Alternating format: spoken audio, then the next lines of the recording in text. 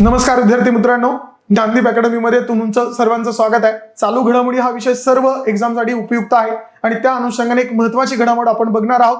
ते म्हणजे आपल्या भारताच्या शेजारी असलेले नेपाळ राष्ट्र। या नेपाळ राष्ट्राचे पंतप्रधान म्हणून सर्वात तरुण असे बलेंद्र शाह किंवा बालेन शाह असंही त्यांना म्हटलं जातं, त्यांची नियुक्ती करण्यात आली आहे। नेपाळच्या इतिहासामधले ते सर्वात तरुण पंतप्रधान असणार आहेत।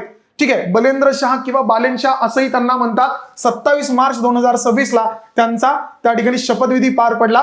मूलतः ते स्ट्रक्चरल इंजिनियर आणि एक प्रसिद्ध रॅपर सुद्धा आहेत। म्हणजे राजकारणाव्यतिरिक्त ते स्ट्रक्चरल इंजिनियर म्हणून आणि रॅपर म्हणून प्रसिद्ध आहेत। महापौर पदापासून ते पंतप्रधान पदापर्यंत त्यांनी मजल गाठलेली आहे। यापूर्वी त्यांनी काठमांडू शहराचं महापौर पद त्या ठिकाणी भूषवलेलं आहे। दुसरी गोष्ट, अपेक्ष उमेदवाराचा हा ऐतिहासिक विजय आपल्याला त्या ठिकाणी या इलेक्शन मध्ये बघायला मिळालेला आहे, ते एक लक्षात ठेवा। आणि सध्याचे नेपाळचे राष्ट्रपती हे रामचंद्र पौडेल आहेत, ज्यांनी त्या ठिकाणी बलेंद्र शाह किंवा बालेन शाह यांना शपथ दिलेली आहे। त्यामुळे लक्षात ठेवा, नुकतेच त्या ठिकाणी नेपाळचे 47वे पंतप्रधान म्हणून सर्वात तरुण पंतप्रधान बलेंद्र शाह यांनी शपथ घेतलेली आहे। धन्यवाद।